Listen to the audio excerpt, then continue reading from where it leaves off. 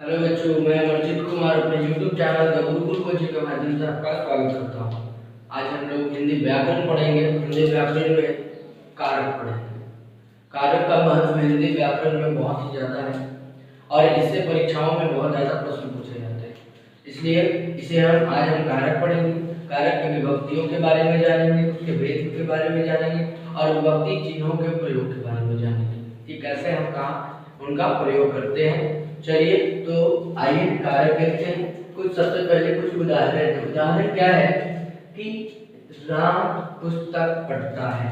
इसमें हम क्या देख रहे हैं कि राम जो है, राम एक लड़का है या राम क्या है, संज्ञा है, ठीक है, और पुस्तक भी क्या है, संज्ञा है। उसके बाद इस वाक्य में दो संज्ञा है। अब दूसरे वाक्य की बात करें, सीता कलम से लिख रही है, तो सीता एक संज्ञा है, कलम एक संज्ञा है, यहाँ भी दो संज्ञा है। अब इस तीसरे वाक्य की बात करें, सोहन अपने पिता के लिए एक कमीज खरीदेगा, यानी क्या है, सोहन, पिता और कमीज, ये क्या है, संज्ञा है। तो क्या देख रहे हैं, राम पढ़ता है, तो राम क्या पढ़ता है, पुस्तक पढ़ता है, यानी कि जिसके द्वारा कोई काम किया जाए वो सब्जेक्ट कहलाता है, कर्ता कहलाता है। इस वाक्य के लिए राम क्या है, कर्ता है। लेकिन यहाँ दो संज्ञा है, लेकिन दोनों संज्ञा कर्ता नहीं होगा, क्योंकि पुस्तक पढ़ने का काम राम के द्वारा हो रहा है, इसलिए राम जो है कर्ता हो। ये पुस्तक क्या है जो, तो इस तरह से हम क्या देख रहे हैं कि हर वाक्य में दो संज्ञा, तीन संज्ञा है।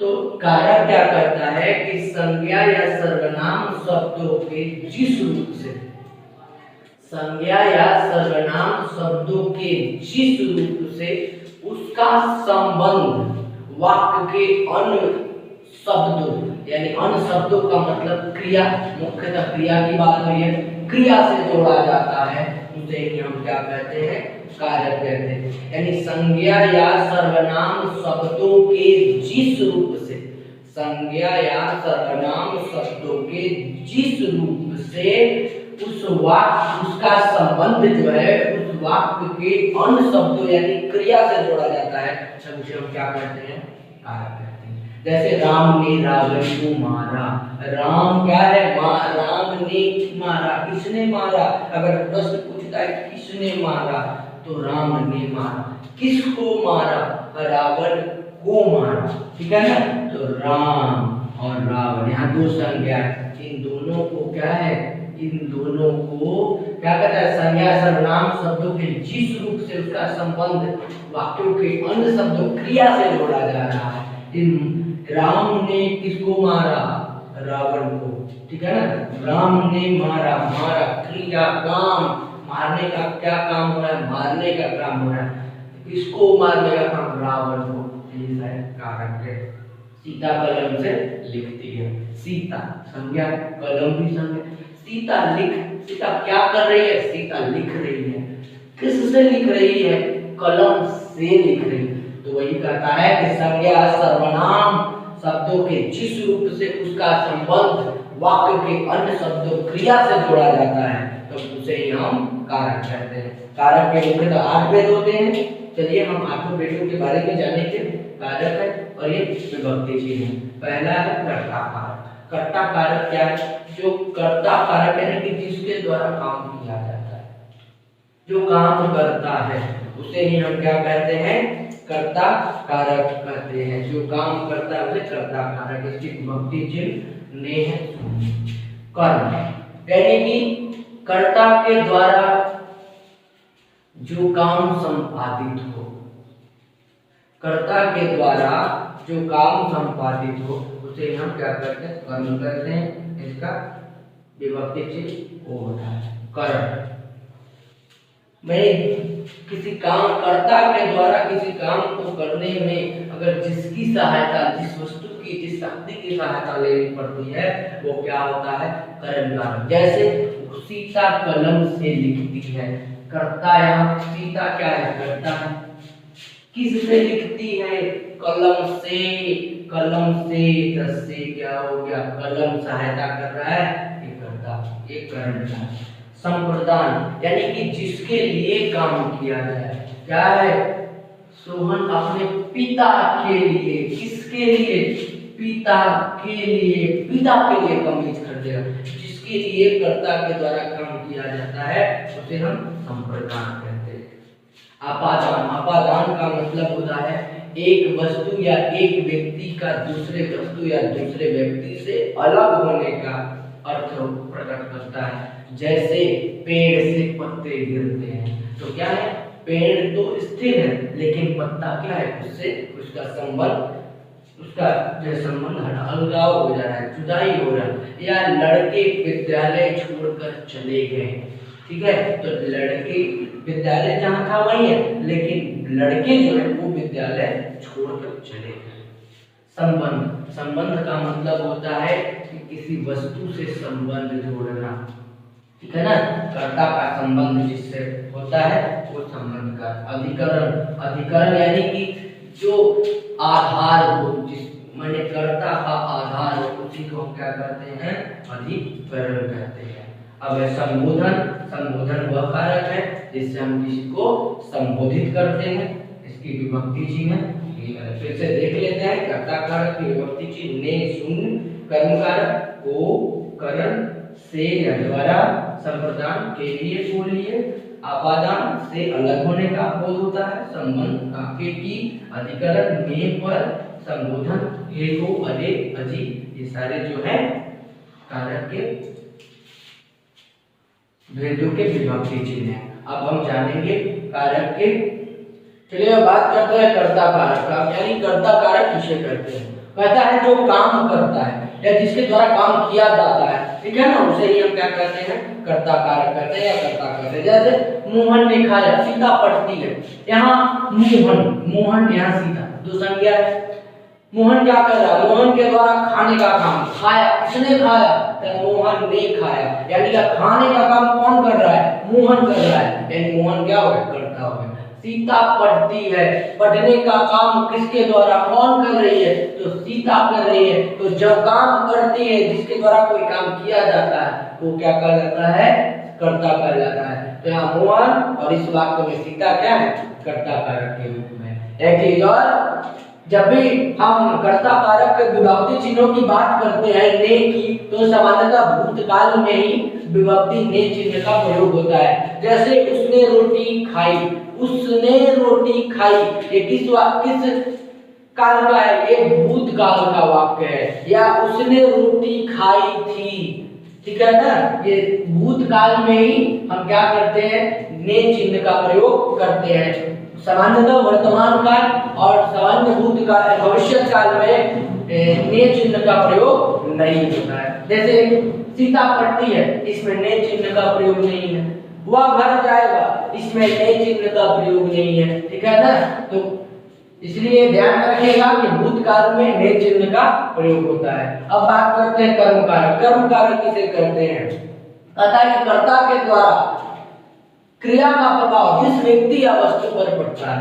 यानी कि अब यहाँ हम क्या देखते हैं कि राम खाता है, ठीक है, खाने का काम राम कर रहा है, तो राम क्या हो गया, राम तो कर्ता हो गया यहाँ। लेकिन क्या खाने का काम कर रहा है, ठीक है ना, क्या खा रहा है, तो खाने का काम ये आम खा रहा है। राम क्या खा रहा है, तो आम खा रहा है। या फिर यहाँ देखिए, राम सोहन को पीटता है, पीटने का काम कौन कर रहा है, राम कर रहा है। तो राम क्या जो काम करता है उसको कर्ता कहते हैं। किसको पीटता है, तो सोहन को पीटता है। तो क्या कर रहा है, क्रियाकर्ता के द्वारा जो काम किया जाए, क्रिया यानी कि काम, जो काम किया जाए उसका प्रभाव, काम करने का प्रभाव जिस व्यक्ति या वस्तु पर पड़ता है। राम काम कर रहा है खाने का, तो खाने का क्या काम, क्या खा रहा है, तो खाना जो है आम खा रहा है।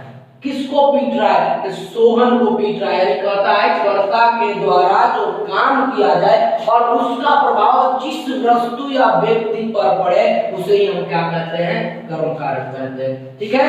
अब हम देखते हैं तीसरा करण कारक, ठीक है। करण में क्या होता है, करण कार्य जिसकी सहायता से कोई काम किया जाता है उसे ही हम करण कारक कहते हैं। जैसे वह कलम से लिखता है, वह क्या हो गया, वह कौन लिख रहा है, वह लिख रहा है, कोई लड़का है लिखने का काम कर रहा है, तो वह क्या हो गया, कर्ता। किसकी सहायता से लिख रहा है, कलम की सहायता से लिख रहा है, कलम की सहायता से ये जो है सहायता कर रहा है, से जो है करण कारक का क्या है, विभक्ति चिन्ह है, तो कलम जो है सहायता कर रहा है, तो ये क्या हो गया, करण कारक। या उसकी उंगली चाकू द्वारा कट गई, उसकी उंगली कट गई, उसकी उंगली क्या हो गई, कट गई। कैसे कट गई, तो चाकू के द्वारा कट गया, तो ये क्या हो गया, करण कारक हो गया। ठीक है ना, जिसकी सहायता से कोई काम किया जाता है, उंगली किसकी सहायता से कटी, चाकू की सहायता से कटी, चाकू के द्वारा कटी, इसलिए ये करण कारक है। अब हम बात करते हैं संप्रदान कारक। संप्रदान कारक क्या होता है कि जिसके लिए कोई काम किया जाए, हम जिसके लिए अगर किसी के लिए कोई काम करते हैं तो वहां वह क्या कहलाता है, संप्रदान कारक कहलाता है। जैसे मदन अपनी माता के लिए एक साड़ी खरीदेगा, क्या है, मदन साड़ी खरीदेगा, मदन काम कर रहा है खरीदने का, तो मदन क्या हो गया, कर्ता हो गया। किसके लिए क्या साड़ी खरीदेगा, साड़ी खरीदेगा किसके लिए, तो अपनी माता के लिए। वो क्या किसके लिए खरीदेगा, माता के लिए। यानी कि जिसके लिए अगर कोई काम किया जाए वो क्या कहलाता है, संप्रदान कारक। या मदन अपनी माता किसके लिए साड़ी खरीदेगा, माता के लिए, तो ये क्या हो गया, संप्रदान कारक हो गया। चलिए बात करते हैं अपादान कारक। अपादान कारक क्या होता है, कहता है कि अगर क्रिया के संपादन में कोई वस्तु अलग हो, ठीक है ना, यानी अगर किसी काम की संपादन कोई काम होता है और उस काम के दौरान क्या है, किसी वस्तु का अलगाव हो जाए, वो उससे अलग हो जाए, तब हम उसे क्या कहते हैं, अपादान कारक कहते हैं। अपादान कारक में जैसे है कि पेड़ से पत्ते गिरते हैं, पेड़ से पत्ते गिरते, मान लीजिए कि पेड़ है, पेड़ से पत्ता गिरना, पेड़ जहां है वहीं रहेगा, लेकिन पत्ते क्या हो गए, पत्ते पेड़ से अलग हो गए, जुदा हो गए, ठीक है ना, तो ये क्या है, अपादान। पेड़ है, ये पेड़ से गिरते हैं, क्या गिरता है, पत्ते गिरते हैं, तो पत्ते पेड़ से अलग हो रहे हैं, तो यहाँ क्या होगा, अपादान कारक होगा।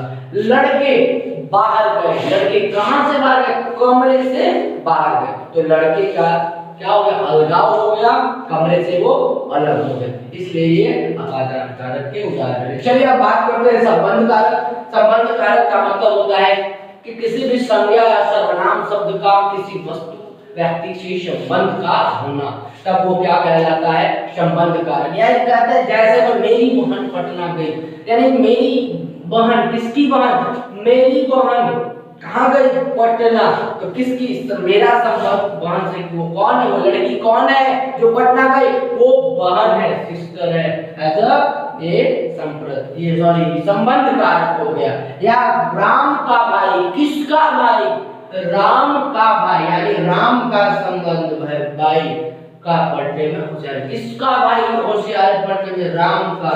कौन पढ़ने में होशियार है, राम का भाई, तो राम का संबंध किससे हुआ, भाई से, तो ये कौन सा कारक, संबंध कारक। अब बात करते हैं अधिकरण कारक। कहता है कि जिससे क्रिया यानी काम का आधार हो, जो काम का आधार हो, ठीक है ना, उसे हम क्या कहते हैं, अधिकरण कारक कहते हैं। जैसे बंदर डाल पर बैठा है, ये डाल है, बंदर क्या इस डाल पर बैठा है, तो ये क्या बंदर के लिए बैठा हुआ, तो ये क्या है, आधार का काम कर रहा है, काम क्या है, ये आधार का काम कर रहा है बंदर के लिए, इसलिए क्या हो गया, अधिकरण कारक। या पिताजी घर में आराम कर रहे हैं, पिताजी कहाँ आराम कर रहे हैं, तो घर में कर रहे हैं, तो घर उनके लिए क्या होगा, आधार का काम कर रहा है, यानी जो क्रिया यानी काम का आधार हो, आराम करने का आधार क्या है, घर, बैठने का आधार क्या है, डाल, तो ये सारे जो क्या है, अधिकरण कारक हो गए। अब बात करते हैं संबोधन कारक। संबोधन कारक में जिससे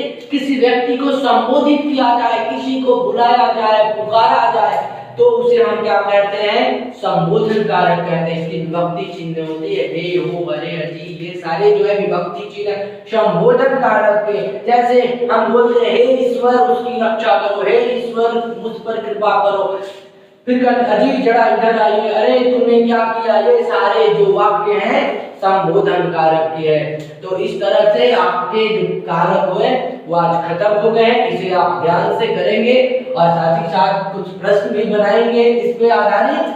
आज के लिए धन्यवाद। फिर अगली क्लास में हिंदी व्याकरण के एक नई वीडियो के साथ आपके सामने आऊंगा।